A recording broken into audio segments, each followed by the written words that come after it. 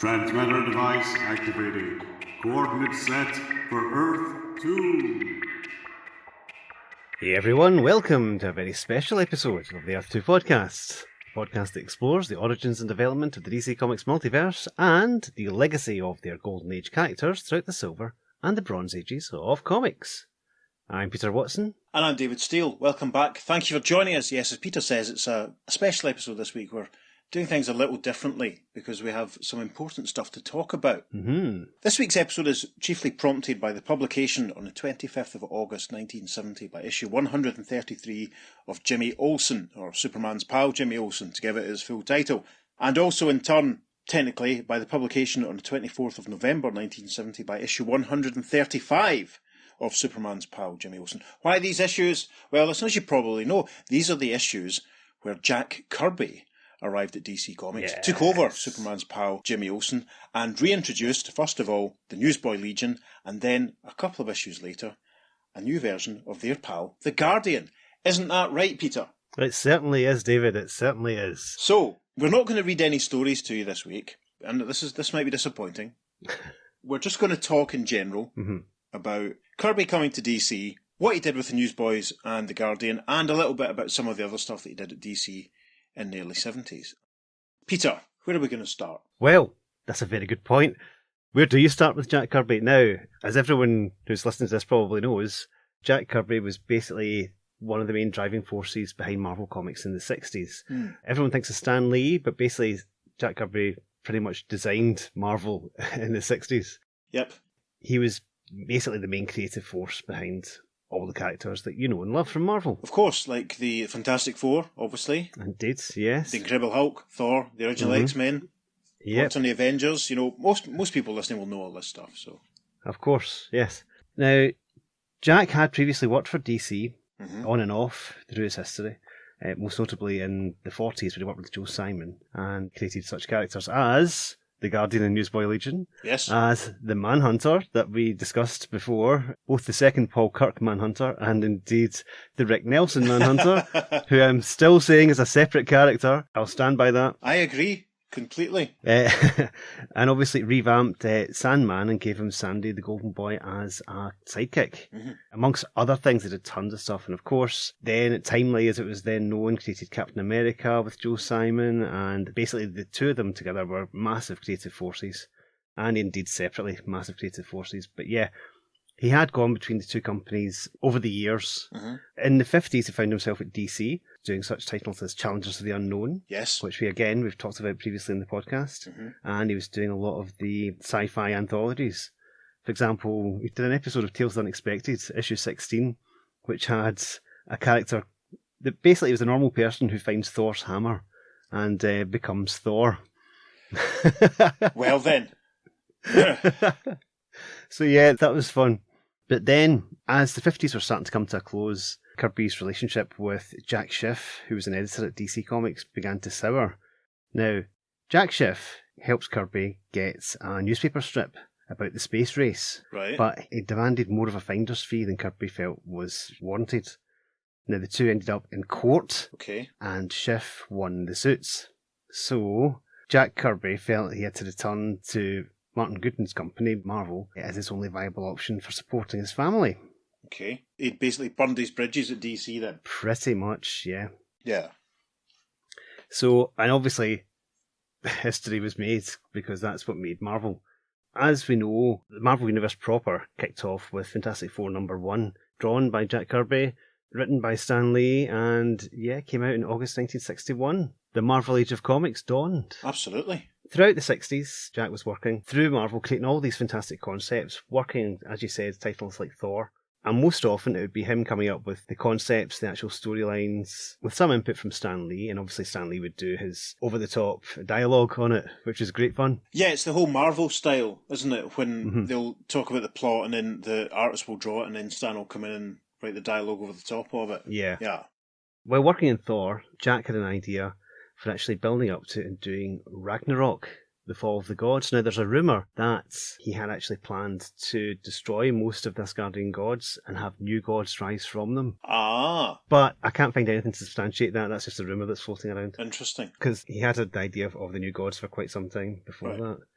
Now, Jack was kind of getting a bit tired of the Stan Lee bombastic, taking credit for everything approach that was predominant at Marvel, especially with things like the Silver Surfer, a character he created, and Stan was like, who's this guy you've just drawn in? And Jack was basically saying, well, if you're having Galactus as God, you need kind of like a herald, you need someone to go out and preach the word, you need a Jesus figure, you need that. Sure.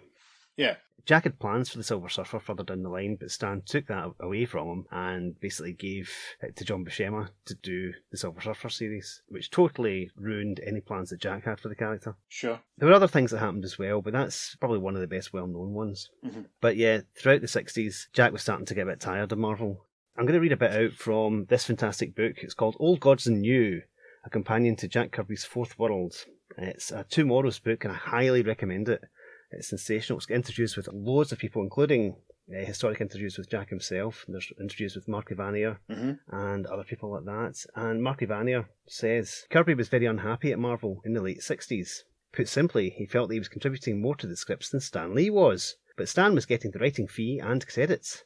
Jack also felt that the company's owner-publisher, Martin Goodman, had promised all sorts of bonuses and financial participation in the success of Marvel, and was now pretending he hadn't. There were other lesser squabbles, but in Jack's mind they all flowed one way or another from those two perceived wrongs.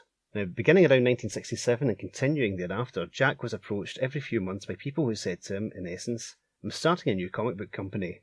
Marvel is screwing you over, and if you come to work for me, I'll treat you right.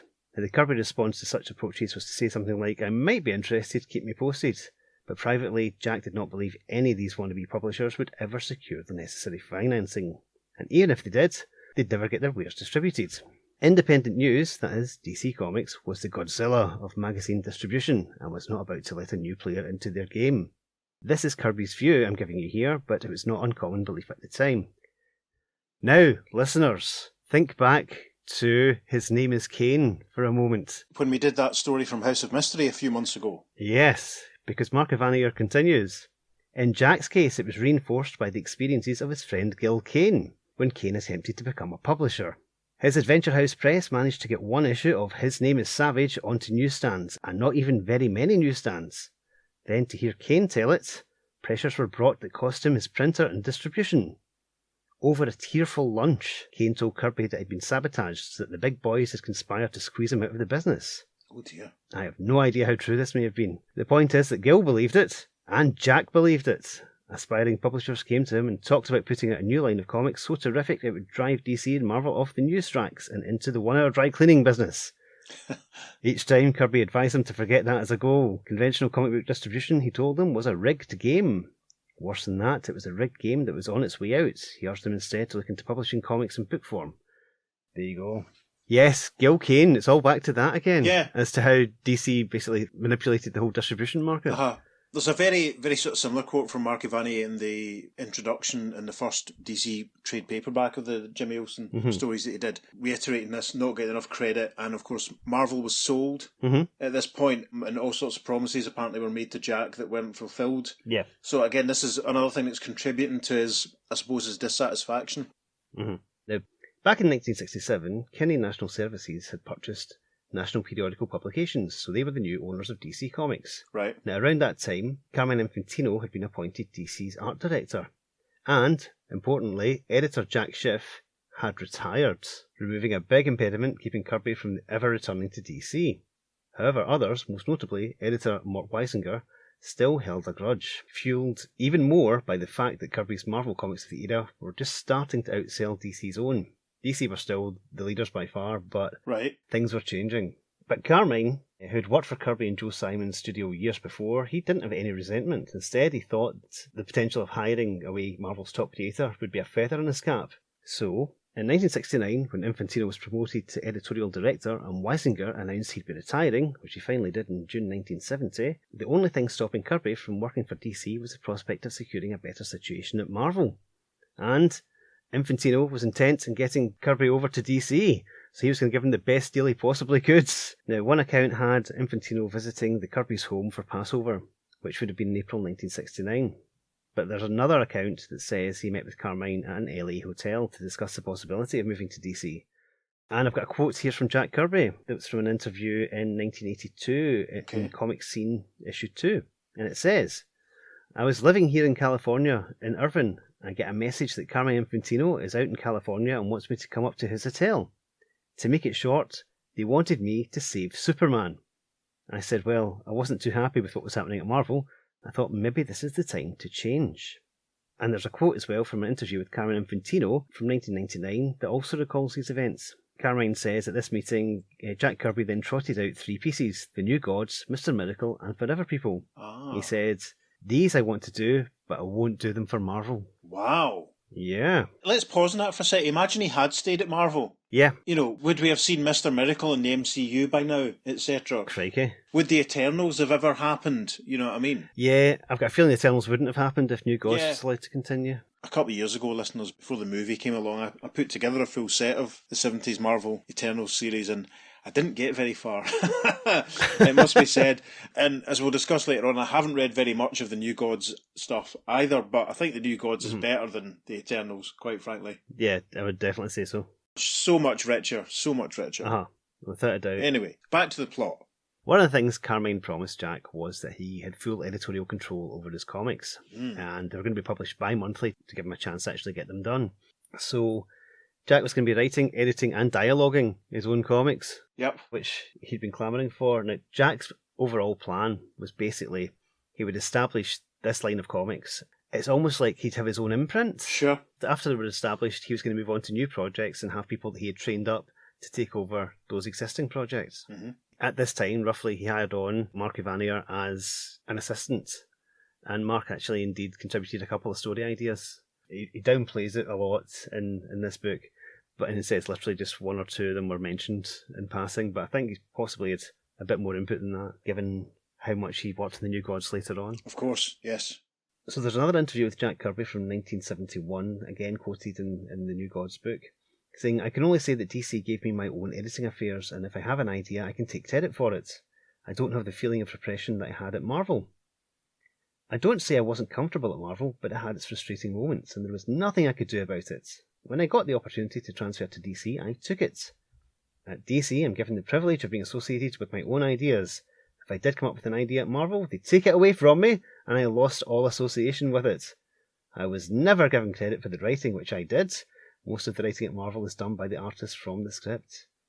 It's the same old story, really, isn't it? About, creators and the rights being taken away. Absolutely. And the frustrations that they feel and the sense of, why am I even doing this? These other guys want to let me do this and they'll give me this. So yeah, it still goes on, doesn't it? Yeah. Jack continues as well. He says, I was faced with the frustration of having to come up with new ideas and then having them taken from me. So I was kind of caught in a box and had to get out of that box. So when DC came along and gave me the opportunity to do it, I took it. I believe working for DC can lead to other experimentation and a better kind of comic book. And the kind of comic book that could lead to all sorts of different things. Blimey. Also in a separate interview, he then says, they wanted me to work with Superman, but I didn't want to interfere with the work that was being done by the other men. I felt I could create my own novel. I took Jimmy Olsen because it was a dog.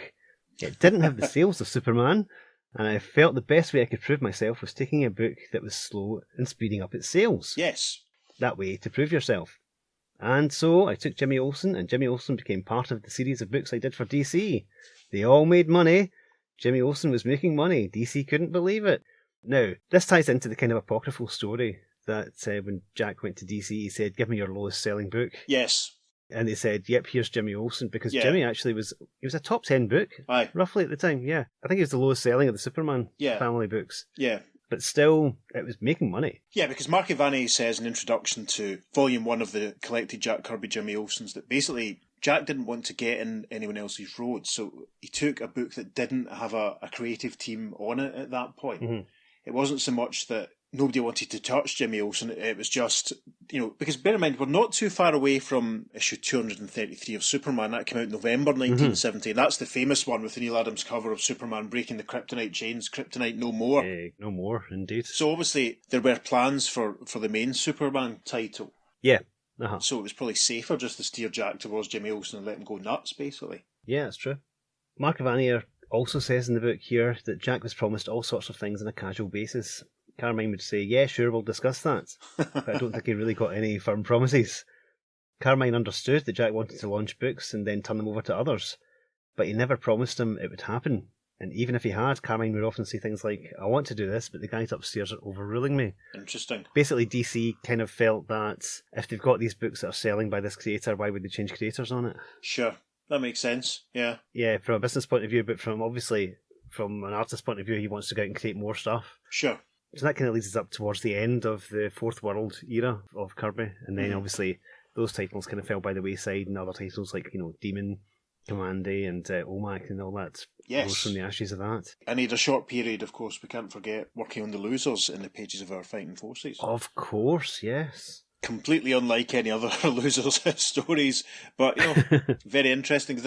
I think we might have touched on this in the podcast before. There's a real unique quality to 70s Jack Kirby comics, I think, especially in the DC ones. And I think Eternals to an extent, and maybe the Black Panther, because he went back to Marvel, obviously, once his DC sort of experiments sort of petered out. You have to be in the right frame of mind, I think, for it. Without a doubt, yeah. You have to be in the right sort of zone. I mean, I've owned a full set of the Jack Kirby, Jimmy Olsen stuff for years. The main reason I bought them was because the 52-page issues reprinted some of the Golden Age Newsboy Legion stories. And obviously the Newsboys and the Guardian were characters that I was very fond of anyway. So they were, that's why I collected all them. But I'd never really read them properly all the way through until we started the preparation for this episode. And it was almost like indigestion at points.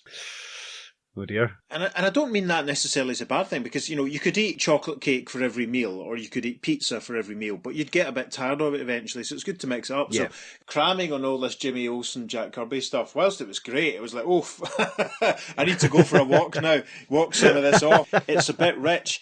It's not even the case that it's of its time. It's just so unique. I don't think any other creator was working in such a style, because it's very hard to define, but there's a real sense to the storytelling that's, I think, unique to what Jack was doing at this point.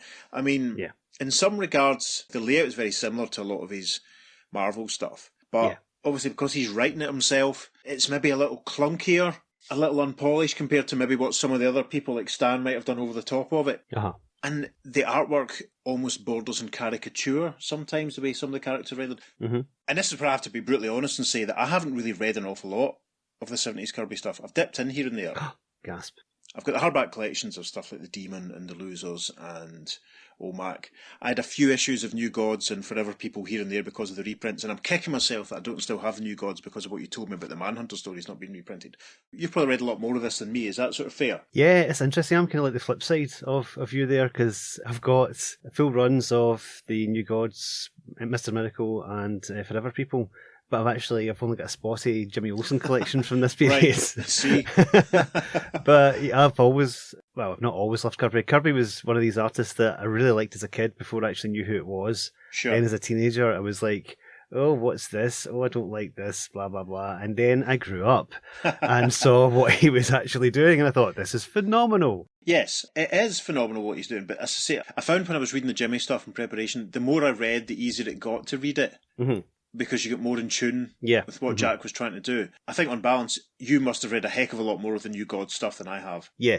I just really know them all from the way that they were kind of broadly fed into the DC continuity a lot more after the 1986 reboot with Legends after Crisis and all that sort of stuff, because obviously Intergang and the Cadmus stuff, and of course the Guardian and the Newsboys were fed into the Superman titles. Members of the New Gods turned up in the Justice League for a while. There was countless attempts to relaunch New Gods series over the years. Yeah, that's one interesting thing we'll talk about further. Obviously, is the legacy of what Jack did at DC. That a lot of his ideas and his characters have hung around. See, I always consider Jack Kirby to be that important to comics that his transition from Marvel to DC is basically the cut-off point for me for Silver to Bronze Age of comics, because it's such a big shake-up for the big two. Yeah. A lot of stuff is changing around that, but I think if you're going to go for an actual cut-off point, then I think that is, for me, that's the cut-off point. Yeah, that's fair. I mean, it's really interesting to think how big a deal it was, because DC were trailing it constantly. Yes, Kirby is coming. By the time this episode is released, I'll already have put a few house ads and stuff up on the socials, hinting at what we're kind of building towards, with this episode and the Lois Lane episode we did recently. It's the first instance I can think of on a DC comic when the artist and writer's name is on the cover as a selling point. Yeah, I know what you mean. You go to issue 133 and Kirby Is Here is at the very top, so that's obviously following on from Kirby Is Coming, and then the following issue, a king-size Kirby blockbuster. That happens again in issue 135. Yeah. It's a really big deal, and, I remember, in my teens as a sort of neophyte comic collector and noticing that how rare it was. DC at that point seemed to do it more than Marvel. Now it's quite a standard thing for creator names to be on the cover of the comics. Yeah. In 1970, it was incredibly unusual. And it just shows what a big deal it was that they would put his name on the cover because they knew that there was this anticipation for it. Mm-hmm. So we talked about Jack and everything that he did for Marvel, everything that he set up. What was his final comic for Marvel then? It was Fantastic Four 102, which came out on the 9th of June, 1970. Now, David. Yes. Right back at you. What was his first published work at DC when he came back? Oh, his first... God, all right, see, I'm glad you qualified that. Well, as I said at the top, issue 133 of Superman's pal Jimmy Olsen came out on the 25th of August, 1970. So that's about 2 months there. That's crazy to think about. Such a narrow space of time, isn't it? To think about. And he probably banked so much stuff in the meantime, because he's just a creative machine. Am I right in thinking that when he left the Fantastic Four, it was basically in the middle of a story? I can't remember. It's been a while since I've read it. Because it was in the middle of a story with the Submariner, wasn't it? Yeah. I think Magneto was involved. He certainly was involved in it by that time in the FF, but I can't remember the exact story. It's been a long time since I've read it. I've got a couple of issues of Marvel's Greatest Comics from around that period that reprint some of those sort of, transitionary issues sort of thing. Mm-hmm. But of course, we're not a Fantastic Four or Submariner or Marvel Comics podcast, so we're not going to go into too much detail on those. What we're going to do now is give you a bit of a loose walk through the Jack Kirby issues of Jimmy Olsen and what he did with the Newsboys and the Guardian. Yay. Don't worry, I'm not going to give you 15 densely plotted synopsis of the stories. We're just going to have a little chat about them and the main sort of takeaways and the main sort of plot elements and, as I said, how the Guardian and the Newsboys are used.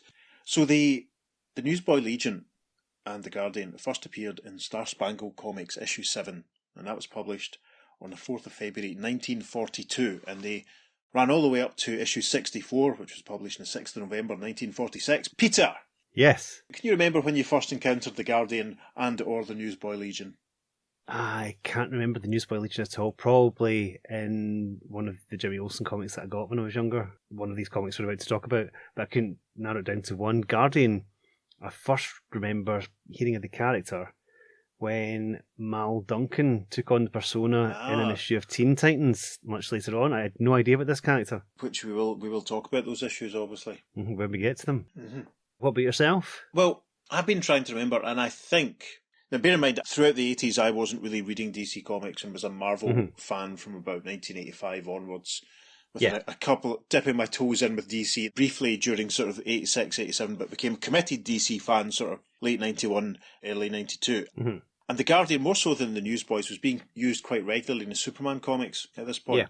And a lot of the elements that Kirby introduced to the DC universe in this Jimmy Olsen series were being used regularly in the Superman comics by this point. And we'll talk about some of those as we go, kind of thing. But stuff like the DNA Project, which features throughout, that evolved into Cadmus. Mm-hmm. Characters like Morgan Edge and Intergang were used much more regularly, and they were really integrated into the foundation of what was happening in the Superman comics. So it's kind of odd. I mean, the Guardian is one of my favourite DC superheroes, and I think it really comes from reading his appearances in All-Star Squadron. Yeah. And there's a really good Superman annual. I think it's Superman Annual issue 2, Post-Crisis, which is, I didn't read it at the time, but I've read it since.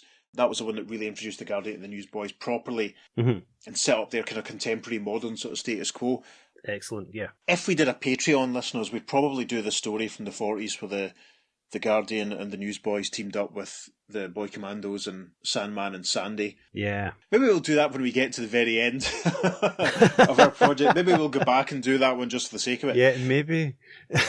Yeah, I like the Guardian because he's, as I've said in the past, he's like Mr. Terrific and like the Sandman and Tarantula. To me, he's a bit more interesting because there's no superpowers. He's just a good guy doing the right thing. Yeah. There are some really good stories that use him and really, I mean, he's in many ways, he is DC's equivalent of Captain America. Blue costume, the shield and all that. Good guy doing the right thing. Street level to an extent, kid sidekicks. And it's that sort of purity that I really like. It's very difficult to remember the exact first time that I first encountered them. It's very difficult. It's funny you should mention his shield there, because in his very first appearance, Guardian's got a shield that's more like the original Captain America shield. It's more kind of like pointy. Yeah. With a flat top. Peter is miming pointy for you listeners. I hope you appreciate that. Yes. Listeners, if you pay attention, this is how you mime pointy. There you go. That's perfect. Good, isn't well it? done, yes. I might have done this, but that's just me. But it fairly quickly changed to a more round shield with a top bar. Yes. Again, I just mimed top bar there to make it look more like a police shield. So yeah. Yeah, and as I said, he features in All-Star Squadron quite prominently. There's a really good story in All-Star Squadron Annual Issue 1, I think it is, that also uses Wildcat and the Atom. So that's one that I'm especially looking forward to dealing with in a few years' time. Yeah. Now, I should quickly say something about the creation of the Newsboy Legion and the Guardians. Joe Simon, Jack Kirby's regular co-conspirator, he wrote the introduction to the first DC hardcover collection of the Newsboy and Guardian strips. It was published about 10 or 12 years ago. And in that, he talks about an encounter with a young policeman when he was quite young himself, and how he was struck by the badge, the shield that the policeman wore. And this influenced, Joe admits this almost subconsciously, influenced the creation of the Guardian and how he looked. And also, Joe himself worked amongst a group of newsboys when he was a boy. He'd seen them around, was sort of struck by them, aware of their hard life, but the need to bring in money to the family home during difficult times at this point in America. Joe was himself a newsboy. Yeah. And the characters came around because Joe and Jack were about to be conscripted, go off to war during WW2. And they built up a backlog of artwork of the Boy Commandos, which was the other kid gang that they did for DC.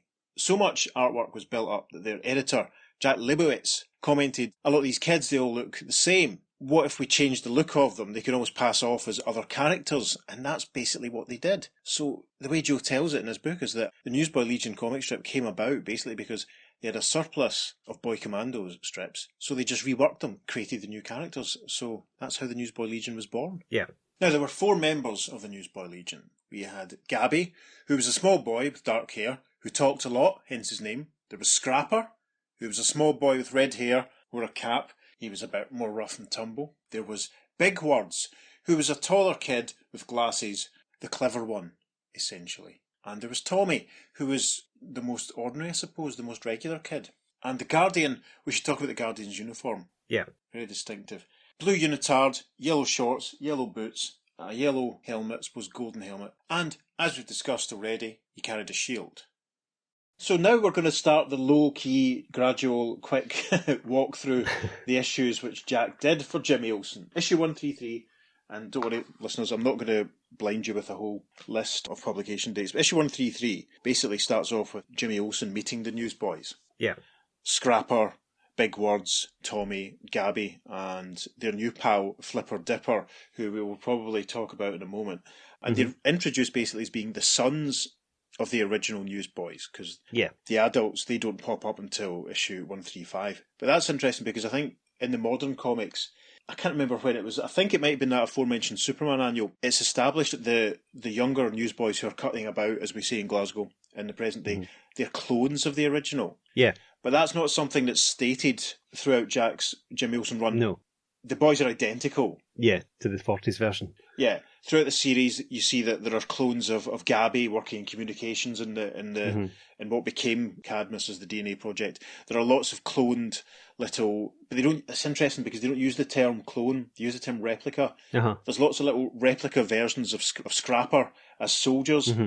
That's right. Yeah. It's almost there on the surface, but not quite stated. The hint that they might be duplicates as well, so that's quite interesting. Flipper Dipper's the first black member of the Newsboy Legion, and I hate to say it, he's almost caricature. The caricature styling that the Newsboys are drawn in, it doesn't really favour him too well. Right. I think that's one element of the story that hasn't aged especially well. Yeah, it's still progressive for the time. It's terrific, yeah. Because people moan about things being woke these days and, diversity, forced diversity, blah, blah, blah. Back in 1970, Jack Kirby looked at this and thought, this isn't hugely representative, and he makes it up a bit, so let's introduce a person of colour onto the team, and that's fine. Yeah. Give him this personality quirk where he's always wearing a wetsuit, because, that's why he's called Flipper Dipper. It's because he's got these flippers on his feet. Yeah, he's into scuba diving and he does it at every available opportunity, and Jack gives him plenty of available opportunities. It's just, what I mean is it's a slight unfortunate side effect of the way that the boys are drawn, sort of caricature. He's nowhere near as bad as the way that the Spirit's sidekick. Yes, I was going to say, just the way he is sort of portrayed in the 40s. It's light years away from that. And as you say, it's a good bit of positive representation. When such things just happened and people, naturally, and people didn't feel the need to shout about them to the same extent that they do nowadays. Look what we're doing. There were no letters written into DC saying, "How dare you, this is all political correctness gone mad." Exactly. And we'll talk, obviously, about such things further when we do issue 87 of Green Lantern in a few months. The first issue, 133, also introduces to the Haries and their habitat of the wild area, and we also meet Morgan Edge. Now, this one I was going to ask you, does Morgan Edge crop up in any of the other stuff? He does. Now, right. Interestingly, when Jack created all this stuff, basically no one really took him up on it. No one really used any of his concepts and ideas, apart from in Lois Lane. Ah. The editorial team at Lois Lane decided to use Morgan Edge a lot more, and I think they actually I can't remember, I think they introduced the idea that the original Morgan Edge was kidnapped and this was a replacement, who was a dark side kind of stooge who had replaced Morgan Edge. Interesting. This, honourable businessman, honestly. I didn't want him to be a bad guy. Yeah. That ran through a lot of the stories in Lois Lane at the time. Interesting. Concurrently with the Thorn. Yeah. Yeah. And of course, later on, he was just basically the head of Galaxy Communications. Yes. And cropped up from time to time. Yeah, and I'm sure he's still used to this day. I'm sure, I mean, as we've said in the past, I've kind of more or less lost touch with contemporary modern comics, what's currently being published. I'm looking forward to the JSA and Stargirl series starting, so I've no idea the last time Morgan was used, but I remember being around in the core period when I was reading Superman in the 90s and the 2000s. I always thought that when Justice League International started, it would have been more interesting to have Morgan Edge instead of Maxwell Lord, an actual established character. That is interesting. Because it's basically, it's almost, you could argue it's pretty much the same character. Yeah. And obviously, Maxwell Lord gets his powers, etc., etc. Yeah, that is interesting. Ooh. When we write our DC comic, we can have a parallel universe in which Morgan Edge forms his own Justice League. Or we write a 4-issue miniseries about the relation, in a Jeffrey Archer style, about the relationship between Morgan Edge and Maxwell Lord. I don't want to do anything in a Jeffrey Archer style. We'll get Kev McGuire to draw it for us and it'll be amazing. Of course. So issue 134, which is a lovely Neil Adams cover, continues the stuff with the Haries and Wild Area, and the amazing idea of the Mountain of Judgment being this sort of massive juggernaut on wheels, but it also has some really trippy photo collage stuff. Yeah.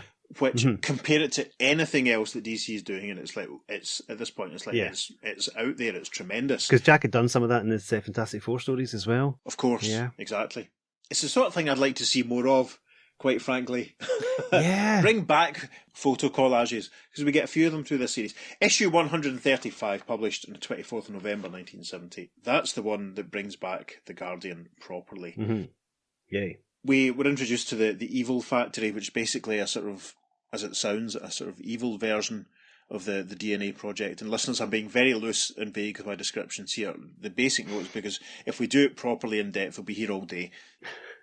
And this, as I said earlier, is the issue where we properly meet the adult newsboys who are all scientists, all grown up and working at the project. We're introduced to Olsen replicas. One of them meets Jimmy and is really quite impressed to meet the original. Jimmy's appalled at all this sort of stuff, but Superman's very sage about it. He takes it all in his stride. This issue sort of finishes with the unleashing of a sort of basically a giant green Jimmy Olsen. Jolly green Jimmy. Yeah, and The Guardian, I mean, there's a couple of fantastic pages when they basically sort of talk about how they don't use the term clone, as I've said, but they have this replica, this newly created version of the Guardian who has all the memories of the original, and without everything kicking off in the project, he's sort of agitating to be released, and they talk about how he has the memories of the original. He's created from tissue samples from the original who was shot and killed, apparently quite recently. But this one frustrating thing I found about it was the Guardian is very underused. He appears in a few issues. There are plot elements which are hinted at and just not followed up on, and it's a real shame. So it's kind of, it's nice to remember that he was used so well in the 90s and the 2000s, because it almost makes up for it. So indeed, issue 136, the Guardian is properly involved, fighting with the giant green Jimmy. There's an interesting moment where he's referred to as Model 1, because there are a few sort of backup tiny short backup stories later on, which I think one of them even features a Model 4. All right, okay. I mean, it's clear that Jack was just had ideas going spare at this point. You know, they were pouring out of his head. Yeah.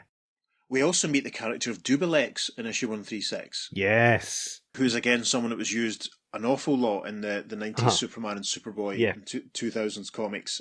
So it's quite nice seeing him, actually. It's when he pops up as, issue 137, the term DN alien is introduced, basically, for all these monsters that are created at this DNA factory. And it's obvious that Kirby has a lot of fun drawing them. Again, this is what I mean when it says it feels like a kind of Marvel throwback at times. Yeah. Issue 137 is the one with some more sort of collaging, because the Newsboys and some of their characters are listening to sort of mental music. They sort of use this machinery which doesn't play music as such, but it vibes with them and creates sort of images in their head. So there are some stunning pages of people just sort of floating around amongst these sort of collages.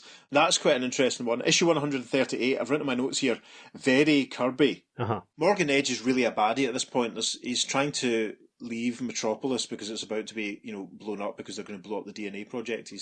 Darkseid has appeared on a few monitor screens and such things, and it's obvious that Morgan's working for him. We will talk about Darkseid further, I feel, in a much later episode.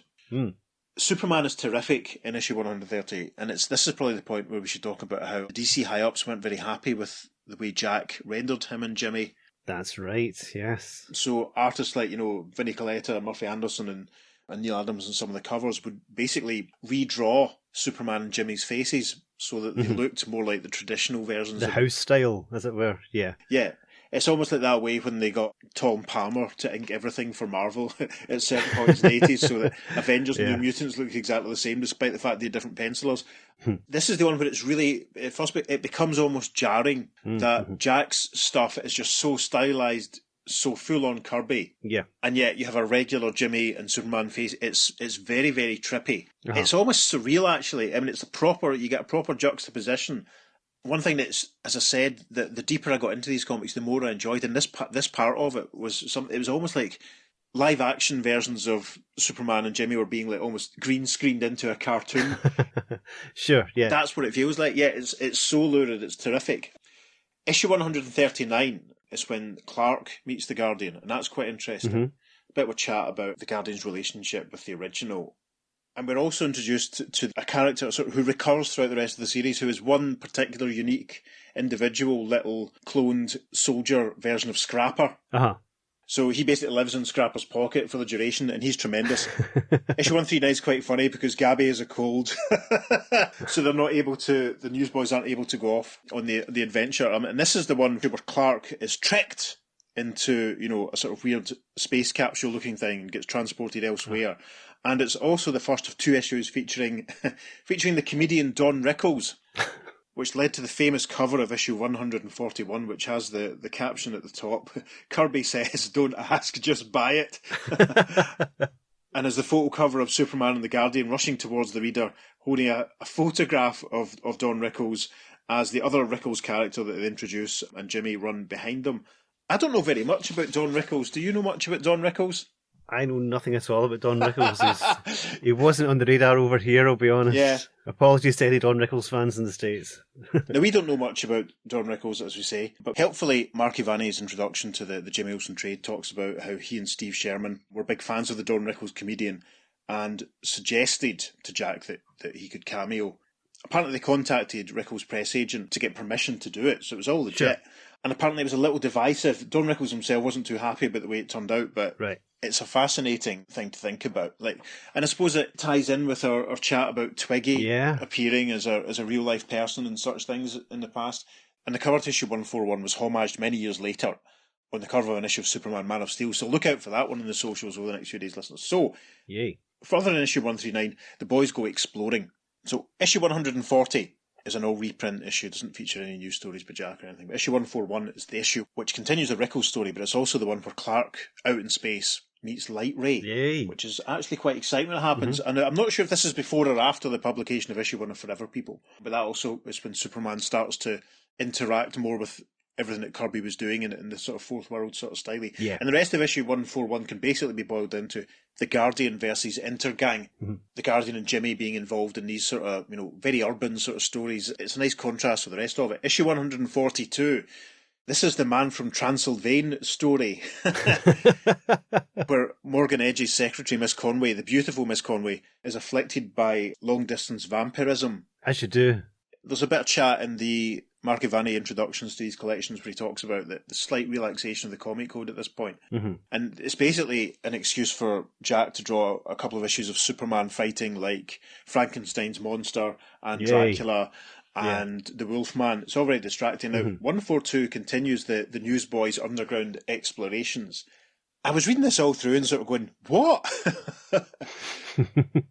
Because the boys end up basically in the underground den. After one of them finds out a ladder and they climb up it and stuff, they basically end up in a room with a guy who's very conveniently, just as they arrive, having a telephone conversation with someone else in Intergang. And he basically, this guy, we don't get his name, but he reiterates, I'll say it again, see, I shot and killed Jim Harper. And the Newsboys all stand frowning behind him, and then he turns around as he hangs up. It's fascinating that he has this important conversation, which is a complete revelation. This is the guy that killed the original version of The Guardian. Yeah. And the kids have got him, and there's chat about them bringing him to justice. But basically, he gets away, runs off through this weird underground lair that he's got, comes up to a sort of video screen where he talks to another member of Intergang over the video screen, who then basically triggers a bomb that blows him up. So it's quite frustrating. Yeah, it's really frustrating that it's set up and this guy's then killed because it doesn't really get resolved. It's not that they go in and do any further investigating. There's not a scene where they tell the new version of The Guardian that they've learned what happened to his original. His predecessor's killer, yeah. Yeah, it's like what I said about the amount of ideas that Jack was having. Maybe they're a little undisciplined. Mm-hmm. Some nice pages of the kids sort of reacting and Scrapper worrying about his little pocket trooper, but the boys basically climb back out of this guy's den and find that they're back in Metropolis, and this is all coinciding with what Superman and Jimmy are up to. That happens, the guy gets killed in issue 143. Issue 144 is a visit to Scotland, essentially. Yay! Yes, and if it's one thing we like in this podcast, it's comics where superheroes visit Scotland. Of course. Is the amazing image of Scrapper in a kilt, which is really funny. It's wonderful. And an interesting sequence where Superman and the Guardian visit the Cosmic Carousel, which is a sort of very trippy nightclub where they have some trouble with the group calling themselves the San Diego Five-String Mob, which I'm not sure if it was Jack sort of passing his comment on what modern music was all around. But these guys are basically sort of involved with the Fourth World stuff as well. It's another one I just feel like Jack had an idea but didn't really run through with it. Yeah. The boys visit Scotland because Morgan Edge sends Jimmy there to investigate stories about a lake monster. This continues into issue 145, which is the famous Brigadoon issue. Yay. Which again features lots of monsters and everyone gets sort of shrunk down so that they're all the same size as the Scrapper Trooper, and he has a bit more interaction with his own actual original Scrapper, which is a lot of fun. They're quite good. Issue 145 and 146 tie up the whole evil factory idea, the two bad guys that are sort of in Darkseid's employ that are creating all the monsters that have caused trouble throughout the series. And 146 ends with the evil factory being destroyed. Jimmy gets devolved into something called Homo Disastrous. So it's just another excuse for another monstrous version of Jimmy Olsen. Yeah. And significantly, issue 146 is the last time the Guardian appears. Okay. And he basically bows out having a conversation with Double X and Superman and another beautiful Jack Kirby lady called Terry Dean, because the Guardian has been investigating the tunnels that the San Diego mob escaped into, and Double X talks about how these tunnels are strange because they open up into boom tubes. And that's basically it. The Guardian disappears. We don't get any resolution to the who killed him, and I don't think we see the actual proper Guardian again for a very long time. Yeah. It's a little bit dissatisfying from that point of view. Yeah. But again, it gives me the sense that Jack was basically making up as he went along. Yeah. Well, if anyone could, it's Jack Kirby. Yeah. Issue 147 and 48, there's almost like two parallel storylines running through them. Initially, Superman goes off to Supertown and encounters a character who I'd never met before, called Magner, who's basically, his colour scheme, he looks like Orion, but his colour scheme is kind of flipped from Dr. Fate. He's kind of yellow and blue. And then Supes meets Highfather, basically. And Highfather returns Superman to Earth, where Superman ties in with the other plot that runs through the last couple of issues, which is when the boys are crossing the Atlantic and get drawn down into a large volcano and meet a character called Victor Volcanium, who to me was just like such a Marvel villain, early 60s Marvel throwback villain. It was unbelievable.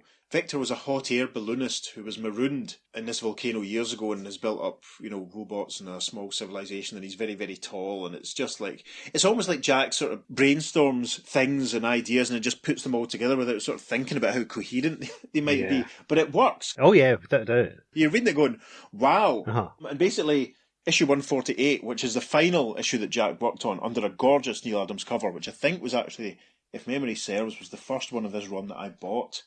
My copy is a 7.5 Thorpe & Porter price sticker. It's a 52-page issue, and we'll talk more about the 52-page issues before too long. Issue 148, the final one, in Jack's run, published on the 17th of February 1972, so that's basically a year and a half he was on Jimmy Olsen. Yeah. Issue 148 basically deals with Superman rescuing everyone from Victor Volcanium. I mean, there's a real interesting thing that I noticed reading this final issue is that if you have your copy to hand, listeners, look at page 19 of issue 148, and does that not look like mid-80s Keith Giffen to you?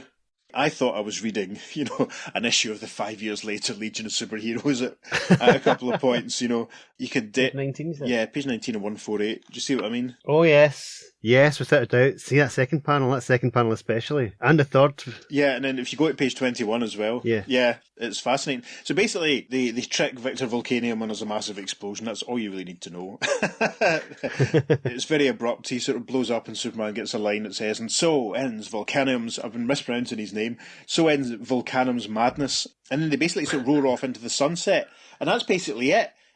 I'm going to read to you now the final letter from the letters page of issue 148, which goes like this. "Dear editor, your books for DC have thus far, in my opinion, been rather brilliant in concept, yet sorely lacking in execution. There has been little doubt in my mind that this has been due to the fact that you're pushing yourself too hard and too quickly." Obviously this addressed to Jack. "In short, your heavy workload has precluded the possibility of any serious consideration of any of your books as individual units.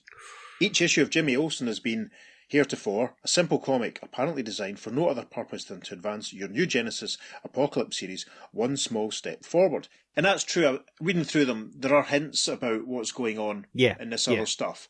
But as I said to Peter in our prep, you really get the sense that, a lot of other stuff is happening off camera that you're not really privy to. The letter continues, "Jimmy has been a supporting character in his own book." And that's a reasonable assertion. "Not so fortunate with Olsen 144, a true classic in the Kirby style, and what a style. Separating Superman from the youths was a much-needed innovation, one I hope becomes permanent. Further, I am interested in seeing what Double X has brought to the attention of the Man of Steel." And then there is the San Diego 5-string Bob. Yes, I was at the San Diego Comic Con too, so I wonder if that was referencing. Could be. "All in all, this issue promises many interesting things to come, blah, blah, blah. It's from a chap called Matt Graham in Granada Hills, California, and the editorial response says, Jack feels he's extended himself a bit too far too. He's fallen a bit behind in his schedule, so he's turning this mag over to Joe Orlando with the next issue.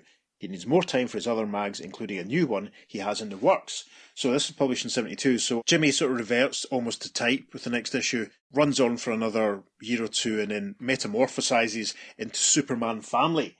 And we will be doing a lot of stories from Superman Family as we progress in the podcast, which is interesting. Jack deciding to concentrate on the other stuff. That's probably a reference to the titles that followed. Yes. For example, I think The Demon was the next of his main titles. Okay. The first issue of that came out on the 22nd of June 1972. Right. Obviously, that didn't last as long as Commandy, but it certainly preceded Commandy, because the first issue of Commandy was in the 29th of August 1972, so obviously he was working on both of those at the same time, as he was winding up the other Fourth World stuff. And of course, other titles wound up. Forever People finished at 11. Yep. That was the 1st of August 1972. New Gods itself initially wound up at 11. That was the 17th of August 1972. Mr. Miracle kept going, which is good. That's my favourite out of all of them. Yeah, because Mr. Miracle, I remember seeing issues that were contemporary to the Demon and Commandy and stuff. Mm-hmm. But then, of course, as David said earlier on, he worked in The Losers. That started off in Our Fighting Forces issue 151. That was 23rd of July 1974. That came out. 74? 74, yeah. That's quite a gap. Wow. It is. And then, just before that, actually, he started on another very underrated project, which I really enjoy, OMAC. Yes. That was 18th of June 74. OMAC, which is a weird sort of riff on Shazam in many ways. Yeah. I know what you mean. We'll have to figure out, if we can justify giving an episode to OMAC, because I think it may be a lot of fun. We'll see how we go. Oh, we'll figure something out. And of course, we should mention Jack Kirby's 1970s version of The Sandman, because we're going to be covering that in the podcast eventually. First issue of that was published in 1974, but the rest of the series came out the following year. So look out for that one, listeners, when it comes. Mm-hmm. It's interesting that the New God stuff kind of wound up, but they obviously kept him around. Mm-hmm. And I think it's fair to say that, we did mention earlier, that the legacy of what Jack did at DC is huge, because the Guardian and Jubilex and Cadmus, as the DNA project became, were massive parts of what was going on in the Superman and Superboy titles in the 90s and 90s. Yeah. The New Gods, every so often, they will try and relaunch them. Darkseid, or Darkseid, however you pronounce it, he's kind of evolved into Superman's major big bad over the years, which is strange. DC Universe big bad. I mean, I remember him being the architect of everything that happened in the Legends miniseries. That was the first time that I encountered him, which was a great comic. That was phenomenal, yeah. Mr. Miracle joined the Justice League, that sort of stuff. Commandy still endures to this day. That, ran for years after Jack left it. Yep. Again, is another one that pops up every so often. While a lot of the series didn't last for terribly long in comparison, they've been incorporated and folded into everything in DC, I think, really, really well. Even when they launched the New 52, they had an OMAC series, and that was actually one of the best series. No one bought it, but it was fantastic. Yeah, I mean, I even remember a late issue of Commandy. Commandy turned into an OMAC. Yeah. Commandy's a series I've always meant to dig further into, because it's obviously kind of riffing in the whole Planet of the Apes post-apocalyptic thing that was so popular in the early 70s. I remember having one of the issues of Brave and the Bold that he was in when I was a kid. So basically, the characters Jack created when he came back to DC in the Bronze Age have endured. Yes. And will endure. I think so. They'll outlast us. I think so. That's very, very fair. So, now, as this is the Earth 2 podcast, we have to address the other thing. Jimmy Olsen and Superman being present, and the New Gods and all that being present, very much part of the contemporary DC stylings. This is Earth 1. So this is another one, it seems, where the Guardian and the Newsboy Legion were active on Earth 1. Yes. The further and further we get into this, the more we realise that Roy Thomas deciding that every Golden Age character was on Earth 2 when he did All-Star Squadron is the biggest continuity muck-up ever. Was Roy Thomas singularly responsible for the need for Crisis on Infinite Earths? Discuss. Today, in this TED Talk, I will assert that. Anyway, so similarly to the way we talked about Vigilante recently, and also, I suppose, our assertions about there being an Earth 1 Wildcat, the fact that we're seeing the Guardian and the Newsboys and the original Newsboys and the top original Guardian appearing in the same space as, if you like, as Superman and Jimmy Olsen, who are very much Earth 1 contemporaries, I'm prepared to assert at this moment the Guardians and the Newsboys were on Earth 1. What do you say to that? I would agree with that wholeheartedly. In fact, that point's actually raised in the letters pages. Yes, I would hope so too. In issue 139. Right. There's a chap called Stephen Utley. He goes into this in detail. He says, presumably, you're aware of the parallel world setup, first described in the classic Flash of Two Worlds, the Flash 123. No, it wasn't, but that's fine. Now, on Earth 1 dwell the various members of the Justice League of America, while Earth 2 is inhabited by the Justice Society of America. Now dig this. Superman and Jimmy, although not without their Golden Age counterparts, live on Earth 1. What does this have to do with the Darkseid Chronicles? Well, in its history of the comics, Jim Steranko mentions a Boy Commandos yarn published in Detective Comics 79. Ah, yes. In which the Commandos, the Newsboy Legion, the Guardian and Sandman of Justice Society all teamed up. Sure, I agree it's a minor point, but I just had to bring it to your attention before somebody beat me to it. As I said, that's from Stephen Utley in Garland, Texas. And the editorial response from E. Nelson Bridwell says, okay, since there is a Superman on each Earth, and a Batman too, why not a Newsboy Legion on each? So there we are. So yes, that's it, straight from the editor's mouth. Secondary source. Yep. Letters page. Yeah, that's fair. I really want to read that Boy Commandos Newsboy crossover story now. I think as soon as we finish recording, I'm going to go off and read it, and then I'm probably going to text Peter and say, I think we should do this. I think we should do this story. I don't know. Now, the Golden Age Newsboy Legion stories have all been reprinted in a couple of hardcovers, and the Golden Age Boy Commando stories have been reprinted in a couple of hardcovers. That's correct. And yeah, they are really, really, really nice reproductions of the stories, so check them out if you can, if you get a chance. And amusingly, in a very similar style to the Dan Richards Manhunter story we did a few episodes ago, there's a story with a duplicate evil bad guy dressing up to pretend to be the Guardian. Jim has a cold and has to put on his costume and rush out and deal with stuff. Oh no, don't you hate it when that happens? Because the fascinating thing about those stories, of course, is that the Guardian, they call him the Guardian because he's kind of the guardian of Suicide Slum. He kind of and he looks after the Newsboy Legion whilst pretending to them that he's not Jim Harper. Part of the fun, obviously, reading those stories is the kids trying to sort of prove that he is. Yeah, you are Jim Harper, aren't you? No, I'm not Jim Harper, Scrapper. You've got a shaving cut on your chin, Jim Harper. Yeah, I'm sure in one of the stories it might be the Secret Origins. Jim has a bit of elastoplast on his chin. to cover up the fight he got, the injury he got when he was fighting as the Guardian, and Scrapper and Gabby are like, hey, that means, and he's like, no. So they're a lot of fun, the Golden Age Newsboy Legion stories, they're worth checking out. Indeed. If we find one where they get transported to a parallel dimension, we'll do it as a flashback story.